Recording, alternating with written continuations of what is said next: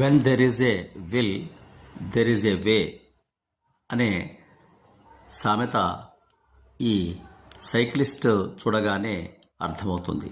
దాన్ని తెలుగులోకి అనువదించుకుంటే మనసుంటే మార్గం ఉంటుంది అనేటువంటిది తెలుస్తుంది.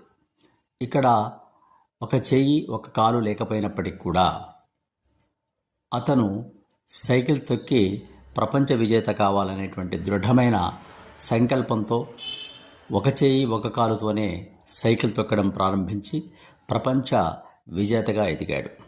దానికి అంగవైకల్యం అడ్డు రాలేదు.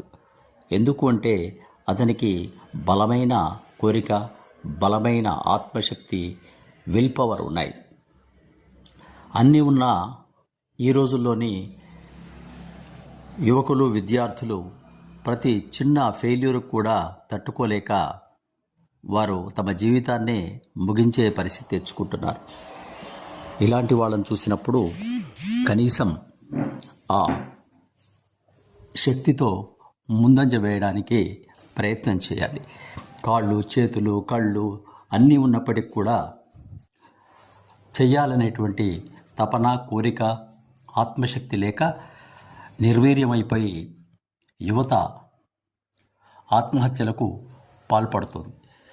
ఇలాంటి వారిని చూసినప్పుడు ధైర్యం తెచ్చుకొని అలాంటి వారే ఉన్నత కార్యక్రమాలు సాధించినప్పుడు అన్నీ ఉన్నా మనం ఎందుకు సాధించలేము అని తమకున్నటువంటి ఆ లేజినెస్ను తగ్గించుకొని కార్యోన్ముఖులైతే నిరంతర ప్రయత్నం ద్వారా దేనైనా సాధించవచ్చు.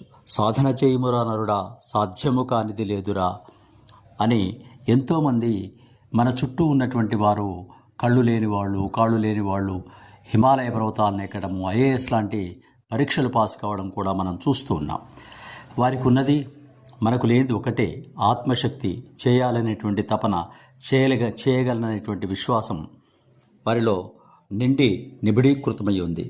కాబట్టి ఇలాంటి వాళ్లను, ఇలాంటి సంఘటనలను చూసినప్పుడు మనలో మనం ఉత్తేజితులమై మనకు మనమే ప్రోత్సాహం చేసుకుంటూ మనమే ఉత్సాహపరుచుకుంటూ ముందుకు సాగి విజయాన్ని అందుకోవాలి తప్ప ఏమీ చేయలేక, చేయడం చేతకాక బద్ధకిస్తూ కూర్చొని అన్నీ మనకు అందుబాటులో లేవు, వారికే ఉంటాయి, వీరికే ఉంటాయి అనే సాకులు చెబుతూ జీవితాన్ని అస్తవ్యస్తంగా మార్చుకోకుండా when there is a will there is a way, మనసుంటే మార్గం ఉంటుందనే దాన్ని నమ్మకం ఉంచండి.